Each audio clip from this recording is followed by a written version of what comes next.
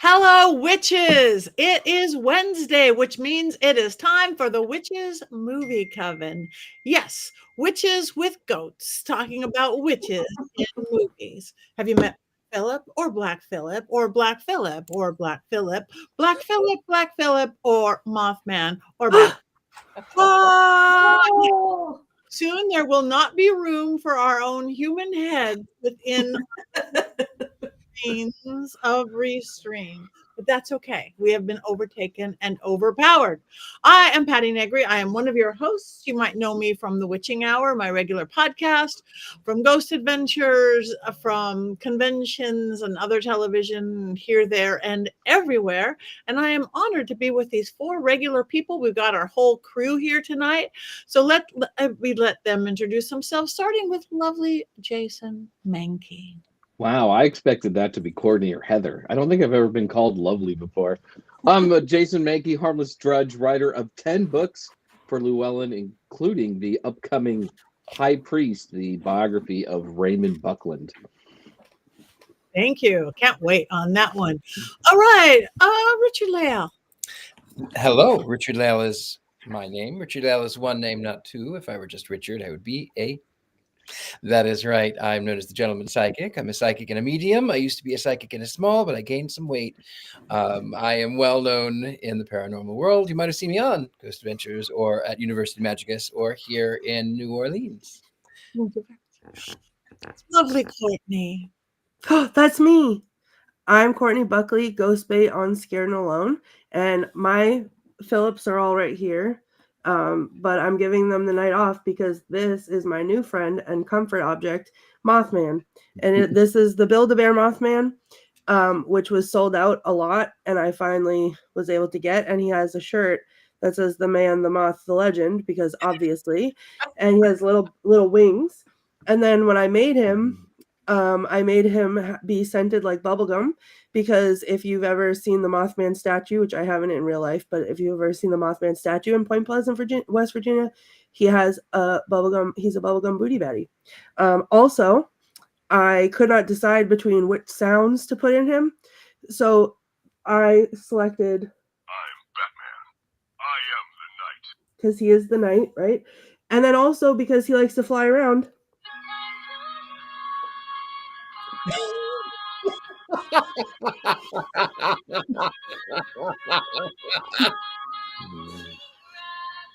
So he's my new friend. And so all the Phillips are over here having a night off because now the man, the moth, the legend is the star of the show. So thank you for allowing him to join us on tonight's show. Of course. And just make sure you give them a little extra love. You know, when you bring a new kid into the household and the family, the older kids sometimes get a little worried, a little jealous. So them the love too. And let's move on to the extra lovely, curly, beautiful today, Heather Greene. Hi, yeah, my hair is doing a thing today. So we're letting it alone and let it be its real self. Authenticity is important, even with hair.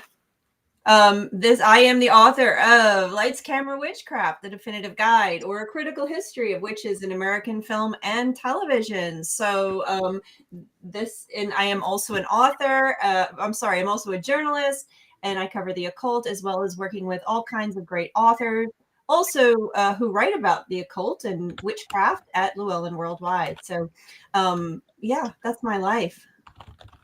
Thank you very much. And today's movie, that's mine, coming out from Llewellyn. For example. Yes. Thank you, beautiful Heather, with a lovely foreword by Heather Greene. I can't wait until everybody reads the foreword by Heather Greene.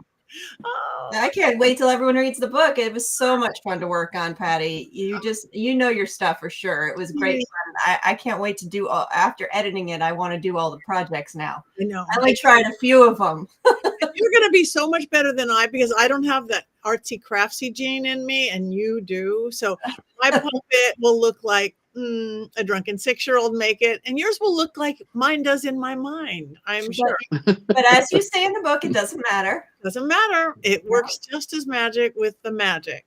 So today's movie, The Gift, I had never seen it. a big all-star cast. We've got Kate Blanchett, we've got Keanu Reeves, we've got Gregory Kinnear, we've got Hilary Swank, and hopefully everybody watched it. You guys have been so good, and all you guys in the chat room, keep chatting away because we love it. Oh wait, Vincent of Dreamhouse got their Black Phillip 30 minutes ago.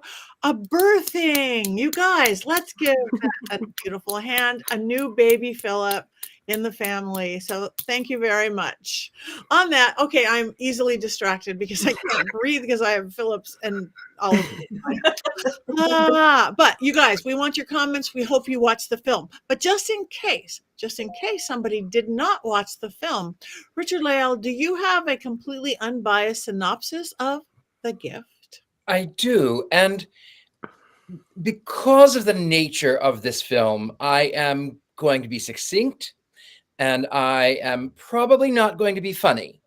For those of you who have not seen this film, there is a trigger warning. There is some mentions of SA.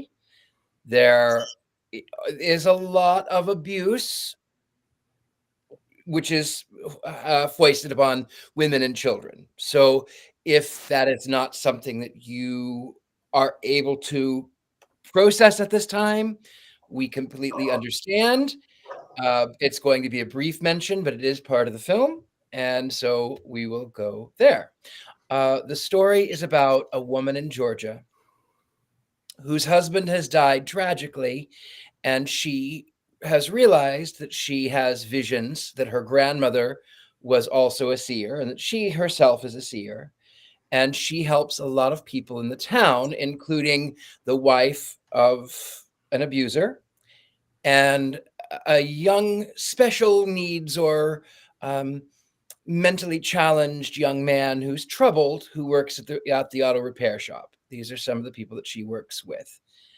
And as it turns out, a friend of hers, a socialite, is engaged to the high school principal, or this fellow that I think is the principal. Anyway, they are engaged, and she asks, will we have a good marriage? And she has an alarming vision. And when pushed, what, did you see anything bad? She denied what she actually saw. As it turns out, they go to a party that evening, and the lead, Kate's character, she walks into the bathroom, into the restroom at this country club, and sees this socialite having an affair with an attorney, a local town attorney. She pretends that she has not seen it. She goes back out. She goes to talk to the friend, the principal of the school. And then, of course, later on, the socialite joins them. It turns out that evening, this girl turns up missing. And the buddy, the young troubled man who works at the auto mechanic shop, she gets a ride from him home, and he has a near mental breakdown. And she says, well, I'll do what I can do, but you're not going to die if you look into the blue diamond. And then she gets a vision. She gets home. She gets a vision of this murdered girl. And she tells the detective, Pearl, I think his name was. She tells him, I saw her body. I saw she's in chains. She's in water. It's beyond. There are white flowers. There's a fence. She's in a pond in that section. And though he is skeptical, the police force do go in and try to find this body, which they end up by finding in the pond of the woman that was married to Keanu Reeves' character, the abuser. And when he comes back, he's angry. It turns out that he has had an affair with the woman on the night that she was murdered. He had beaten her up. She was having an affair with several other people in town. And so it devastates the entire community. And while they're trying to solve it, it's basically an open and shut case. Keanu Reeves' character is is taken to trial. He is deemed to be the killer. And then she has gotten close to the fiance of the deceased, of the victim. And she gets a call after court one day from Buddy, the boy. I need to talk to you. He says, I need to talk to you. And she says, Buddy, I don't have time. I'm dealing with all of this thing. I don't have time. So that evening, Buddy's mother calls her, and we have found out why he is angry with his father, why he has these feelings towards his father, and we find out what the blue diamond was. And so Buddy, dealing with all of his emotions that had been pent up for a very long time, murders his father in a very painful way, a deserved way, but a painful way nonetheless. And he is taken to an asylum because he has some unaddressed mental issues. So after the trial, the Donnie, I think his name, Keanu's character, has been sent to prison. And his wife comes in for one more reading. And she says, I need another reading from you. And I know this is the last thing that you want from me. And if you tell me to go, I'll go. But I really need one more reading. And she sits down. She says, I'm lost without him. I know he was abusive. I know he was not a good man, but I'm lost without him. And then she says, and I have to say that with that girl, when I saw her, I had unchristian thoughts. I was kind of glad that she was dead. I was kind of glad that she was not with us anymore. And so as the hero is reading the energies and getting visions, she realizes that Donnie is not the killer. She goes back to the attorney and she tries to get him to reopen the case, and he protests, saying, no, Donnie is a dirtbag. Donnie is in prison. It doesn't matter. He's guilty of other things. And she says, well, what will the people think if they find out that you, the prosecuting attorney, had an affair with the victim the night she died? So he offers her money, but she says, no, I just want you to reopen the case. As it turns out, she tries to tell everyone that this is what's happening, this is what's going on, that there's someone else. And people sort of pass her off. They sort of don't want to know. They kind of are fine with the fact that Donnie is convicted. So she's gotten close to this principal, the ex-fiance of the deceased. And he says, well, let's go out. Let's go to the area. Maybe you can see something. And they go to the area, and she starts getting flashes of the night. And she sees that this deceased had an affair with Donnie and had an affair with even Buddy. And then she sees that she sees something striking her. And then it turns out that the principal of the school, the fiance of the deceased, was actually the killer. He was pushed to the brink, and he was angry that she was so blatantly cheating. And she says to him that she didn't want him. She didn't really want to be anywhere near him, but her father liked him. And so he murders her and dumps her in Donnie's pond, chained up in Donnie's pond, and he admits to it. And so right when he goes to attack the psychic, Buddy, the handicapped fellow, comes up and strikes the fiance in the head. He passes out, and Kate's character says, yeah, but you're not supposed to be here. You're not supposed to be here. And they load up the body, they put it in the trunk of the car. And as they're driving, she says, what are you doing here, Buddy? And he says, I escaped. I got free. Well, buddy, you know you're going to have to go back, she says. And they drive to the police station, and she is handed back the handkerchief that was her late husband's. And she goes into the police station and she tells what had happened, and she comes back out to the car, and Buddy is gone. Buddy is not in the car. They take the fella out of the trunk of the car, and he confesses to everything. And the detective says, well, how did you strike this fella? You struck him really hard. How did you do it? And she says, I keep telling you I didn't do it. It was Buddy that did it. I keep telling you Buddy did it. And he says, now, ma'am, I know for a fact it wasn't Buddy. And now this fella, he doesn't remember how it happens, but he doesn't recollect, but he knows that you were there. And he admitted everything. No, I tell you, Buddy did it. Ma'am, I'm going to tell you it was not, because as it progresses, that he took his life in his cell, and that he was not there in the woods in corporeal form. And then she goes home and she looks at her children, who are holding the picture of her deceased husband. And then the next day they visit the husband's grave. That is basically the way that it is. And I purposefully did not go into some of the more abusive scenes. Thank you very much for that beautifully unbiased synopsis. Let's move it on now to Heather, because she's our expert on such things. Do we have 5 things that we do need to know about this film? Sure. There's always 5 things to know about a film. Some more. This is The Gift from 2000. I'll talk about the context, of course, with witchcraft.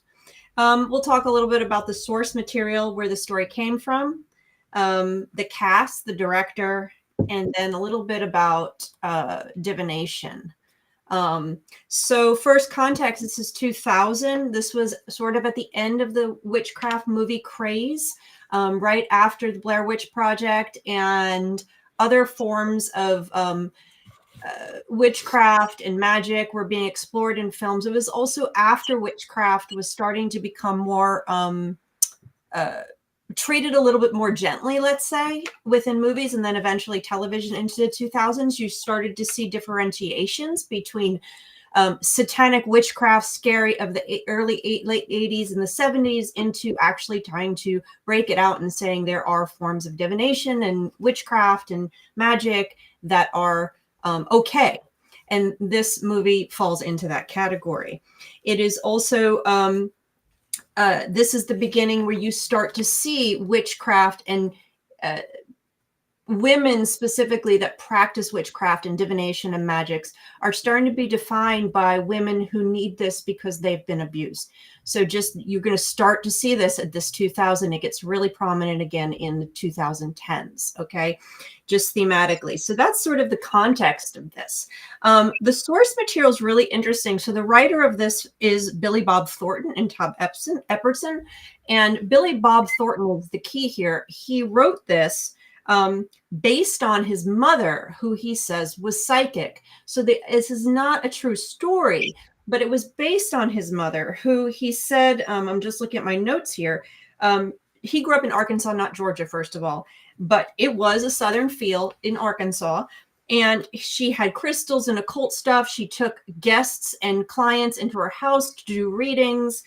She was able to see visions. She had visions. So the character is really based on that. He has also said the house and a lot of the scenarios, the setups, the feel of it was based on his own upbringing. So, you know, the Southern Gothic feel, although that's a whole nother, this really didn't have a Southern Gothic feel, but let's just, but we'll go into that in another point. But all of that came from Billy Bob Thornton's experience. So I thought that was pretty interesting. I read that he wrote this one before Sling Blade, but Sling Blade was 96. And so I'm not sure And then I read that he wrote it after, so I'm not exactly sure where it falls, but Sling Blade obviously was what he was known for back then, was in 1996. He did say his mother predicted he'd win an Academy Award at someday before he actually did. So that was where this movie sort of came out of. The cast, as Patti said, is top shelf. You have Keanu Reeves. I'll run through a bunch of this real quick. Keanu Reeves, of course, maybe some of you guys know him from Bill and Ted's Excellent Adventure, where he got his start. Went on to do Speed and Point Break, and then, of course, a big break with The Matrix. Everybody knows him from The Matrix. And more recently, if you're like my partner, Ben, you also love him in the John Wick series. But Keanu Reeves is all over the place, a very well-known he's Canadian, actually, and born in 1964. Cate Blanchett, our main character, she's from Australia, born in 1969. She is, of course, in The Lord of the Rings, which we'll see in a few weeks from now. She also was in the house, the clock in the wall. Courtney, help me out with that. The house with the clock in his walls. The house with the clock in the walls. In the wall. She also was in the more recent award-winning film Tar. She's been in a bunch of other things. Elizabeth, Don't Look Up. She's all over the place.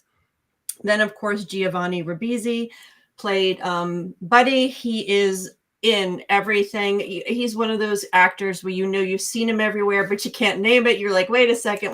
He's everywhere. So some things, he started out My Two Dads a long time ago. He was in Friends. He was Phoebe's brother. Save It Private Ryan, Avatar, Million Ways to Die in the West. He's just in everything. Gone in 60 Seconds. You just find him popping up everywhere. Hilary Swank, as someone mentioned, I always think of her $1 Million Baby. That's the first thing I think of. She was in apparently Buffy the Vampire Slayer, the movie, not the show. Who knew? She got her start in the next Karate Kid movie in the 90s.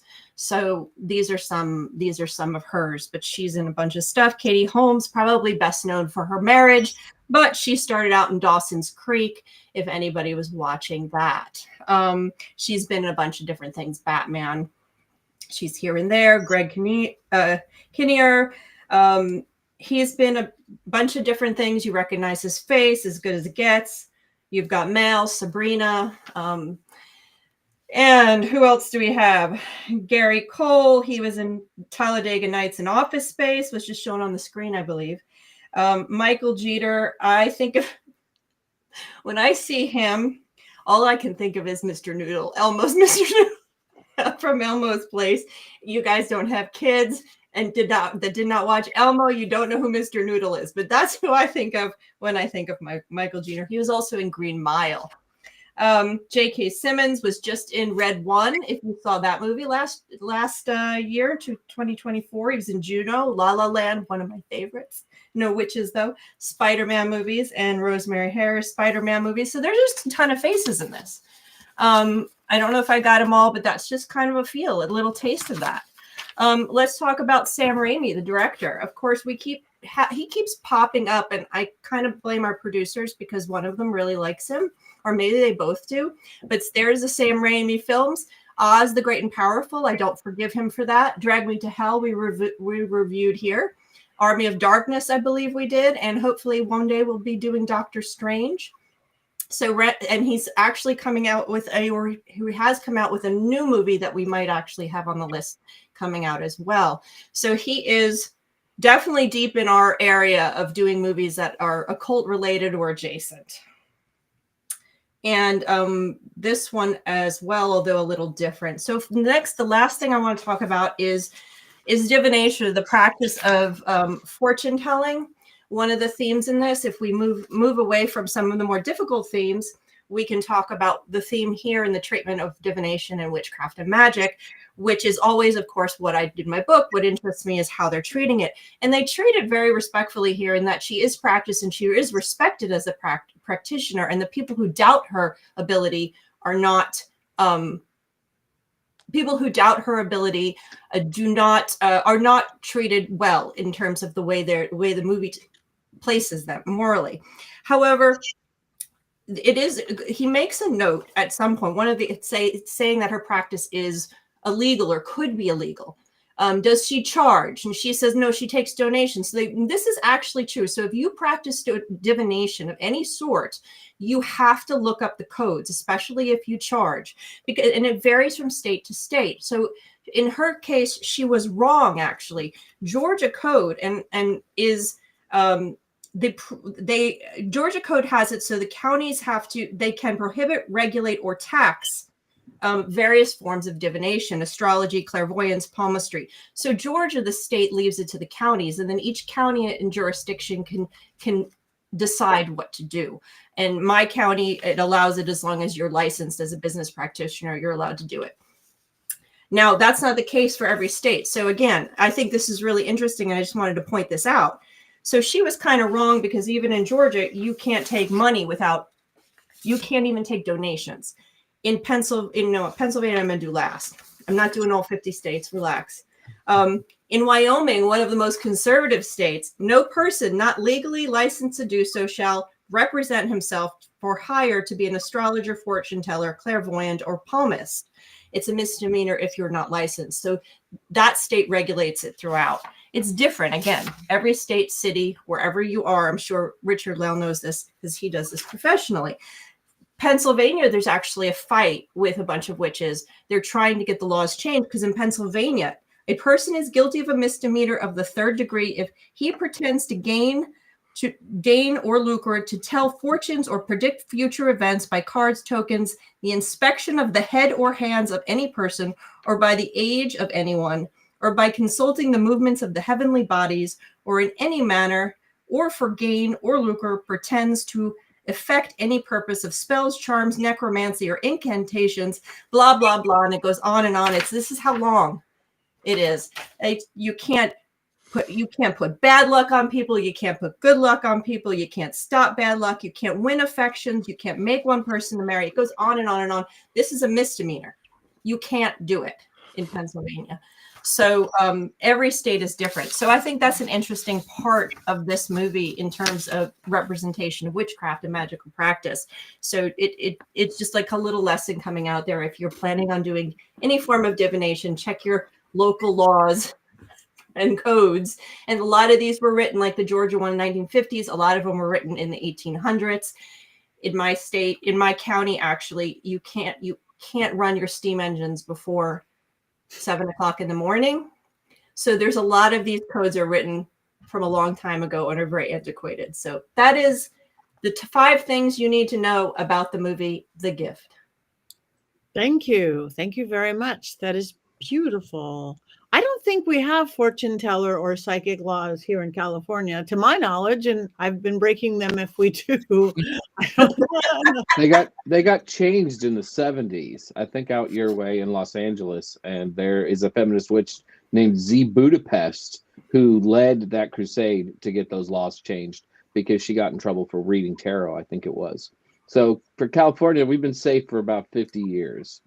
Yeah, Z Budapest was the first ritual I ever went to. She was in the 80s. She had came down to appear at Long Beach Women's Spirit, and I'm like, "Ooh, I like this witchy thing," and it was really feminine. It was kind of strong for what it was, but I fell in love. So she was sort of my entrance, or a little bit into it. Anyway, I'll jump in if anybody else have. I personally love the movie. I don't like violence. I certainly don't like violence to women or children or abuse of any kind, but I do love a good murder mystery. I do love a good murder mystery and a well done murder mystery. And to me, it was because it could have been anybody. Of course, if it's going to be Donnie, it's Donnie. He's the abuser, but then it isn't. And then you're looking at that lawyer. It could be the lawyer because he had an affair with her. And you get scared when Kate Blanchett is at his house in the rain, and she's like telling him to open the case. It's like, what if it's him? He's going to kill her. And then you're at the house, at Donnie's house, and Hilary Swank could have done it. Hilary Swank, because and again, I'm really good because I ran a murder mystery company. It's like, oh, that's too obvious. It wasn't too obvious for me. So I gave real credence for at least a few minutes to any of these people it could have been. And of course, the last one you think it could have been is the lovely, whether he was a principal or not, the lovely Greg Kinnear. So I thought, as far as a film, it was so well done, and I thought it was well acted. The weird thing that did bother me was the card she used. I'm a reader. I've been a reader for decades. She used Zener cards, Zener cards. They are to train you to be able to develop your psychic abilities, but I've never heard anyone, or look it up, that you use them to make readings themselves. To me, it's a training tool. It's a circle, it's a heart, it's a square, which you can do with regular cards too, but they've been used psychology and all sorts of things. So, and not that we talked earlier, you don't really need cards, and you could read any cards, as Richard-Lael says. And I'm going to say, Richard-Lael, you are so friggin' brilliant. I don't know where we were, maybe Massachusetts. No, we were here actually in New Orleans. We're in New Orleans. You read my postcards. You read my Patty's Power Penties, my Spellcaster, my Witches Movie Coven postcards, my Black Phillip postcards, and you gave me an amazing, accurate reading using postcards. So yes, using my pitch postcards.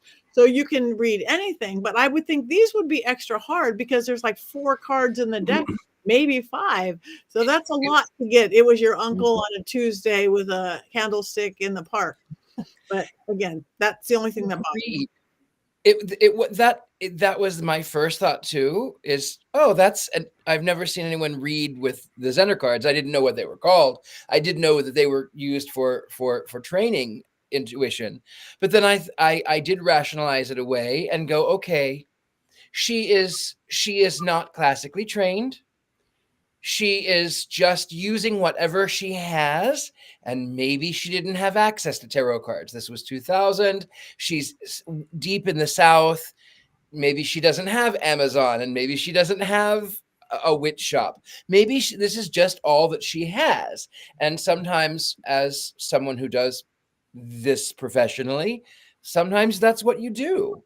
And maybe it was, in my mind, I rationalized, well, maybe she sees maybe it's in the layout, because there was at one point when she's talking about the girl, it was squiggle line, squiggle line, squiggle line. So 3 things that looked like water, and she was found in water. And then at a point when she's talking about Donnie, she has, if memory serves, there are 2 of the boxes on either side, and then there's a box in the middle, and that there were, I can't remember if there's a star, but I remember the boxes, and it was like feeling the walls coming in. But also maybe we're overthinking it. Maybe it was just like something that I did. Right before I left Los Angeles, I was on a show, and I don't remember what it was called, but it was sort of like Spy Kids, but it wasn't. And they had me as one of the psychic readers and as a street preacher, 2 roles in one, out on the Santa Monica Pier. And so they wanted 2 distinct characters, but they wanted the same person. So I was all dressed in shiny and sequins, and I had a turban, and they said, well, everything looks great, excepting your cards look really new. And I said, well, these are actually from a game called the Psychic Game.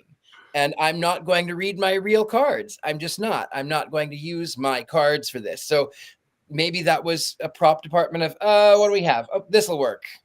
Maybe. Also, they could be, or not known, or they knew. Somebody in the really early on in the chat room had a good thought, and they were asking Heather or one of us, do you think that they use the Zener cards so to keep it away from being a satanic witchy thing, to make it more whatever? Somebody wrote that in the chat room earlier on. From a film, from a cinematic or from an industry point at that no, that this was after Buffy the Vampire Slayer. There were movies with tarot all over the place. I don't think so. They called her a witch.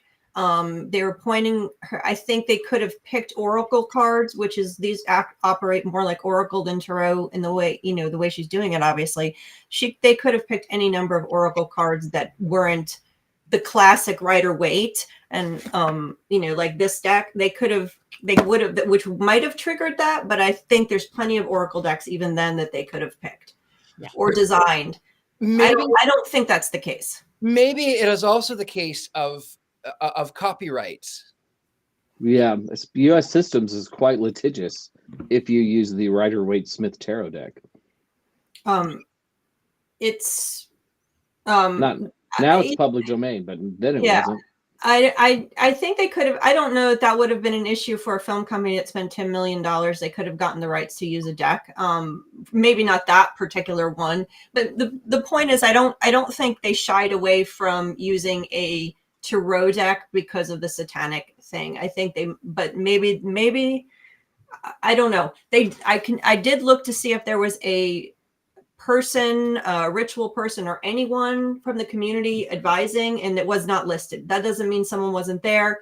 It just means it wasn't enough to list them in any records. So, but there are other oracle decks. There are oracle decks with animals on them. There's oracle decks. They probably could have gotten one. Colin makes an interesting point. He said, looks like a researcher Googled psychic cards, and that's what came back, which is probably true. If you don't know tarot or oracle, psychic cards, they would come right up. Yeah. They just pick something. My guess is someone gets some psychic cards. Oh, yeah, that's simple. And they're also, if visually speaking, when the camera's on them and they're shooting a scene, those are easy to see. People can see the images easily.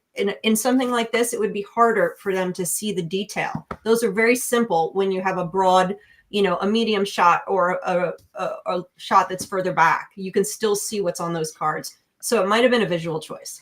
Maybe Billy Bob Thornton's mother used those kind of cards. Hey, that could be too. That could be too. I couldn't find any research on that. I would have to do some deep digging to find if there's anything on why those cards, but Billy B and me go way back. I should have sent him a note. He'd have been like, "Sure, Jason, I'll get back to you about that." That's how tight we are. Not prepared as usual, Jason. Yeah, I know. Sorry. I failed the coven. That's it. I like a good old murder mystery with really good actors that I like all of them. So that's my whole 2 cents on it. Again, the violence was hard. But I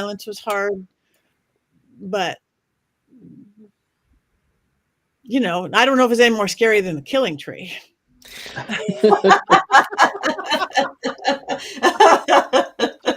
I can't even laugh at that. I'll go. So full disclosure, I did not watch the movie because trauma and PTSD is a very finicky and weird thing.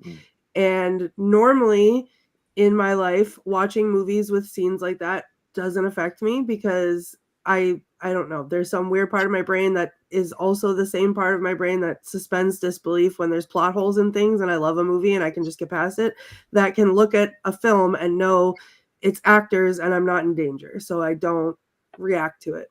And I don't know if I've been sick and my defenses are down or whatever it is, or something just struck the wrong way. But I put the movie on and I did like 5 or 10 minutes and I had to turn it off and walk away. And I texted Richard-Lael and I asked if he had watched it yet. And then, he called me and he walked me through the rest of the movie because I was just trying to make sure, was it just the beginning and I could just move past it, or was it a theme throughout the whole movie? And when he described it, it was like listing off every trigger I've ever possibly had. So I stepped away from it and I decided not to watch it. From his description of it that he gave to us here tonight and that he gave to me personally, it sounds like it would have been a very powerful movie to watch, and maybe at a place when I'm in a better headspace, I can, and I would like to, because I love everyone that's in it. I love a good murder mystery, all that, but I couldn't move past what the subject matter was. And so it's, my mental health isn't great, but what I did do tonight, I know it's not technically time for it yet. I did not put together quotes, but what I did do, we just saw it up on the screen a second ago, is I put together a list of help, because if you ever find yourself in a situation where, you are in trouble or you're in danger, you're not alone, and there are resources. So these ones are really good and really important. You have the National Domestic Violence Hotline. The websites for all of these are really great. They have a lot of resources that you can click through. There's preventative resources, all kinds of stuff. But for the National Domestic Violence Hotline, you can call, you can text, or they have a chat feature. The 988 Lifeline is for suicide prevention. You just dial 988, or you can go on 988lifeline.org.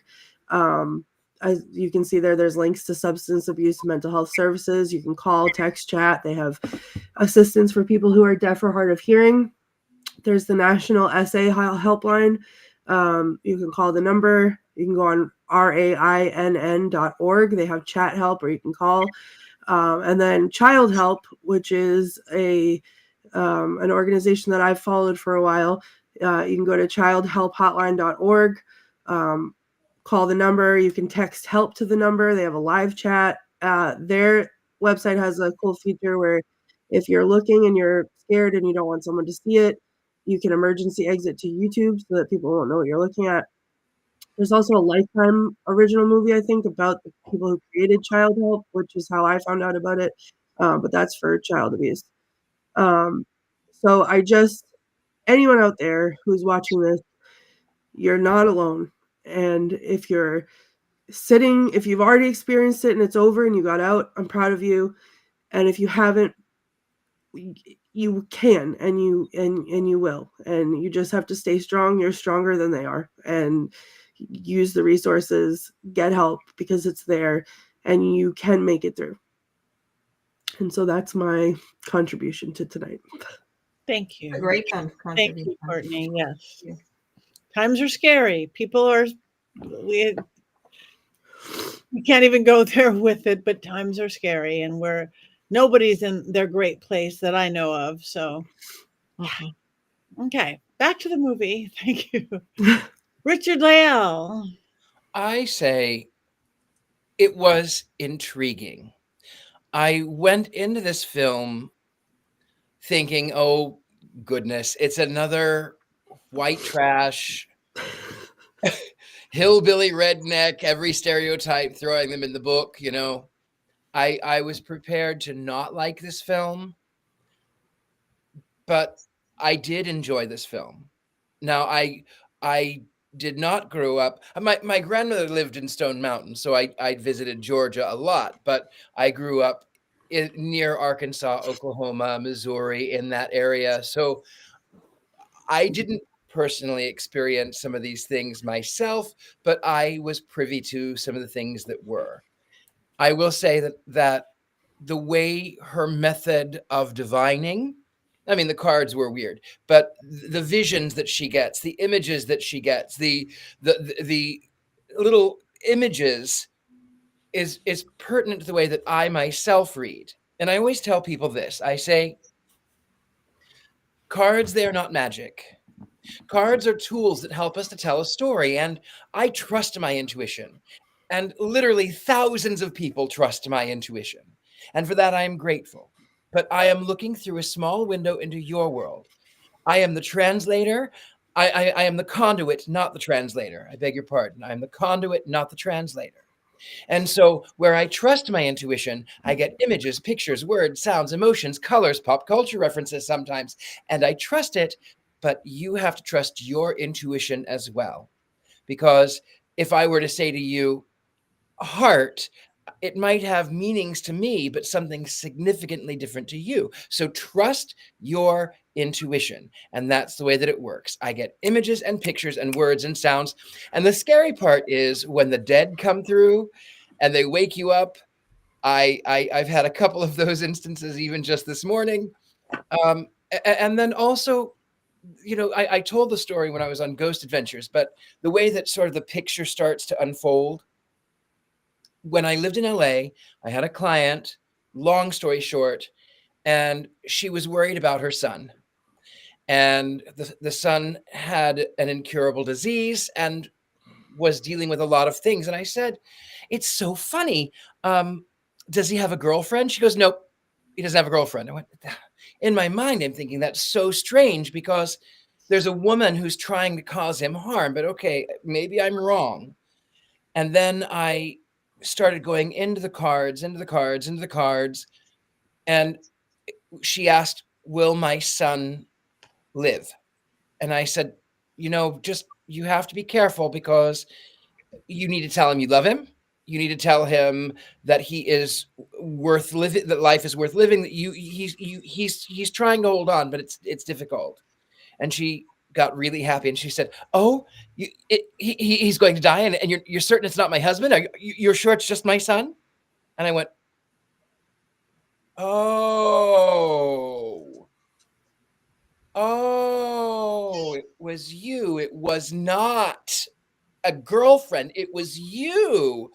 Oh. So I liked very much that sort of way that Kate Blanchett read, because that's very much the way that my gift works.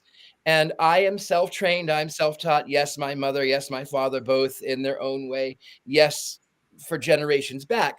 But there was nothing formal. It's folk magic at its finest. And so I appreciated her divination. Beautiful. Yeah, I did too. How she saw the visions, how they came, and how they hit her. That was beautiful. So, thank you. All right, Jason. I like this film quite a bit. I grew up in the American South, though. A lot of these accents did not hit me as particularly authentic. That was a little rough for me. Kate Blanchett is from Australia, right? Her attempt to do a Southern accent was a little off, I thought, in my opinion. But the movie keeps going, and it moves pretty quick. I do disagree with Patti, though. I thought it was pretty obvious who the murderer was. And that just might be because I've always thought Greg Kinnear has a very punchable face, right? Like, You're not for the wrong. last 30 years of my life, I've really believed he has a punchable face. So I knew immediately that he was the murderer. The first time I see him in the movie, like when he's not the first, the second time, and also he's outside smoking in the movie. The smokers are always the bad guys in movies. So dead giveaway right there. Knew he did it. But it's fun. The cast is really, really terrific. We didn't talk about some of them, but J.K. Simmons is somebody I absolutely love, and I think he's great. I didn't recognize Hilary Swank. I had to look her up, maybe just because I don't remember what Hilary Swank looks like, because I haven't seen her in 10 years. I don't know. But the cast is really great. So it's a movie that is definitely worth watching, and it looks good, too. It definitely has that Southern Gothic thing going on, and in that sense it felt true to form. It's just those accents, man, oh man, people just don't do Southern accent very well. Well, and the problem with that is that living here in the South, and I didn't grow up in the South. I grew up in New York, but I got here as soon as I could, and the accents, when you live here long enough, the accents are different. They're very regional. Even in Georgia, like I can tell a North Georgia accent versus the plains versus the coast. They should have all had coastal accents. That was coastal Georgia. And you can tell by the landscape, it was coastal Georgia there. So that town doesn't actually exist. And so their accents they were trying for the generic Southern accent because most people don't know. But for me, it was bothering me. I'm like, that is not a coastal Savannah accent. That's what the accent should sound like. And so that did bother me too. It probably wouldn't have bothered me, when I was in my 20s and teens. Hey, y'all, just watch some King of the Hill. That's how them all talk down there in the South. All you gotta do is just put on their cartoon. Then there you go. That's what everybody sound like. Their accents weren't even country Georgia. Like they weren't even no. And that's what we have. Yeah. Anyway, so I do not think the cinematography did not capture Southern Gothic for me whatsoever. It didn't bother me that it didn't, other than the fact that there's a couple places that advertised it as Southern Gothic, but I did not get the haunting feeling in the cinematography whatsoever. I think this was a murder mystery. It was really well done. Loved it. Loved the acting. I enjoyed it, but the cinematography, I think it did not have that overarching Gothic haunting Southern feel that you get from Eve's Bayou, or you get from Midnight of Garden of Good and Evil, or any of those. This felt like a story set in coastal South. So I wouldn't call this Southern Gothic stylistically anyway, but I think that doesn't bother me because it doesn't, everything set in the coastal South doesn't have to be Southern Gothic. Just because there's Spanish moss hanging doesn't mean it has to be Southern Gothic. But it's a really nice, I thought it's good. I think the acting was good. And I did enjoy it, both from a perspective of watching, looking at witch films academically, as well as just watching the movie. You're a movie expert, though. You know, I just probably say Southern Gothic because there were some trees in the darkness, right? And it Spanish looked like death, and it looked like the South in some places. Oh, it did, especially rundown areas that most of the time Hollywood doesn't go into. And I always appreciate that when it looks like a place where I might have had a friend live or something when I lived in Virginia or Tennessee. Most certainly it did. It had the cypress trees and the bogs and the Spanish moss. Mhm. All of those things are very Southern Gothic settings, but it just, the tone of the movie didn't have it didn't, even with the ghosts. You had a ghost thing in it. It didn't feel Southern Gothic to me in the way Raimi filmed it. The cinematography wasn't haunting enough for me. But that's me, maybe. Can I jump in real quick, off topic a little bit? Colin in the chat said, try being Irish listening to movie accents. I see you with that Irish, and I raise you a Boston, and people saying "park the car," and it's just park the car in Boston Yard. It's Harvard Yard. Whatever. Whatever. They, like the best part of that is to me the accents that you hear in movies that are Boston accents that are like you look at them and you're like, that's a cartoon character. That's not a human. That's a cartoon character. Those are the real Boston accents. Like watching Thanksgiving and what's his name? Patrick, whatever, from Grey's Anatomy. Yes, thank you. He was all right. But then there's the lady that works behind the counter, and she literally sounds like a cartoon character. And I'm like, there it is, right there, almost Peter Griffin. Like that's what the real one is. So, yeah. All right. So we have discussed the movie. I know we don't have quotes, so it's probably not real quotable anyway. But Jason, do we have a Mankey movie moment or minute or more? Well, you see, I've been doing this show since September of 22, and it's been great spending the last 2.5 years with everybody here on Wednesdays. And during that time, I've heard a lot of nice comments about my hair. I feel like we've truly built a wonderful community of fellow witch movie nerds. And this is my favorite part. I truly have a very real third coven in my life. And I really wish everybody out there was on our text chain, because you would love everyone on this show so much more if you were on our big text chain, with the exception of me, who often sounds like an old man standing on his lawn yelling at clouds. But I digress.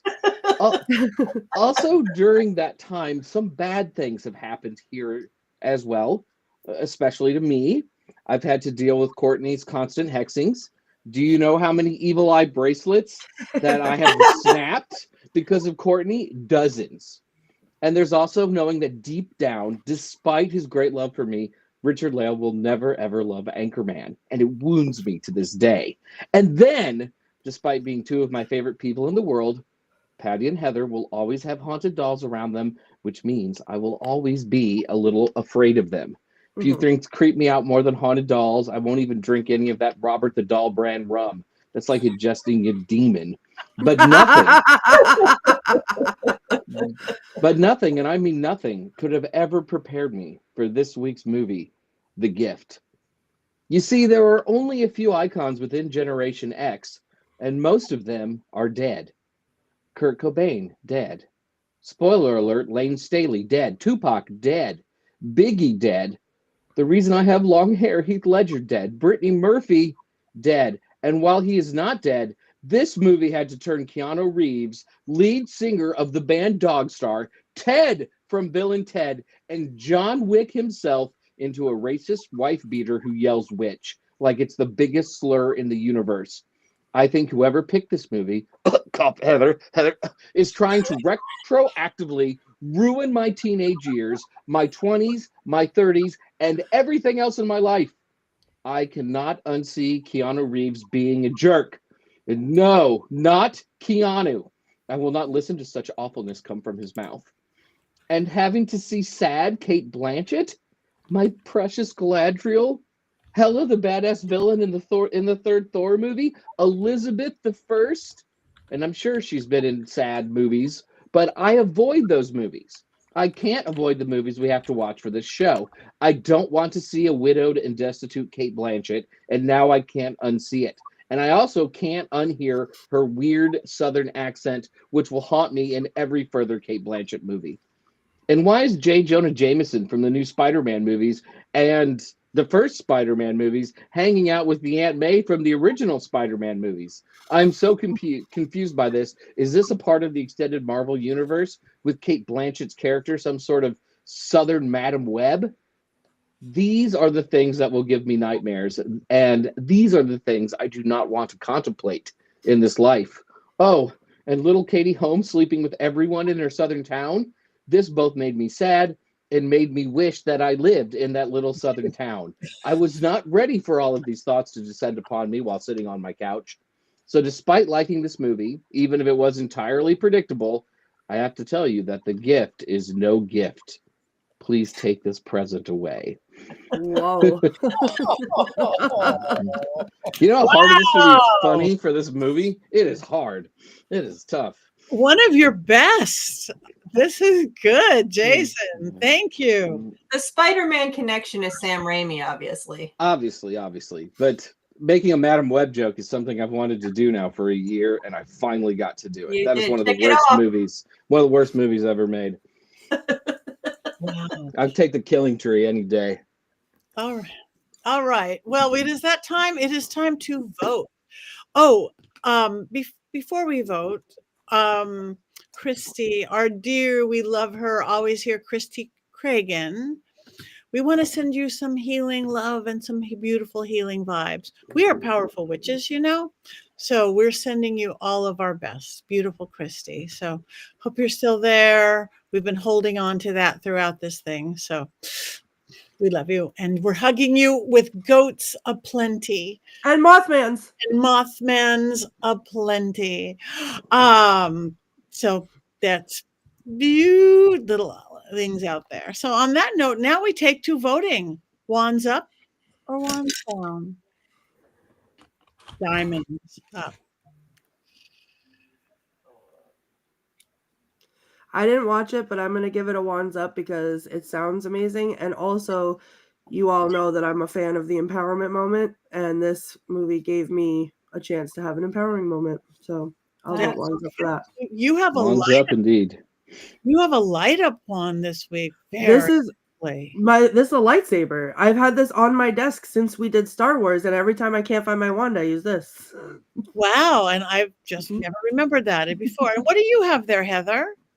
This was a little witch figure that my child made for me years ago. I left my wand in the back, so this is, I don't know, a 6-year-old made it, I think. I have it on my desk all the time. It's better than what I could make. Better than what I could make. So it's up, and I used a diamond just like on the belly of Daddy, but it's not blue, but it's a diamond. So okay, weirdly enough, this whatever discussed film, we are wands up. So what about you, everybody? Wands up, wands up. Didn't watch it? That's okay. We understand. Wands up. So it's looked like we don't have a wands down or even a neutral yet. So again, we forewarn people. One's neutral. Robert Hicks gave it overall a neutral. Oh, he But did. As a murder mystery, a wand up overall film, I give one neutral. Oh, I missed that. Sorry, Robert. I don't want to miss you ever. So anyway, what are we doing next week? Wonderwell. Wonderwell. Mothman. You're my You're my Wonderwell. Get out of my brain. All right. Wonderwell next week. Again, almost all wands up, one neutral, but do be careful. It is violence and it is abuse. But besides that, they have fabulous accents. And All right, grab your goat. If you don't have your goat yet, go to mysterycontrol.com. You can get a regular Philip. You can get a bling Philip. And who doesn't want a bling Philip?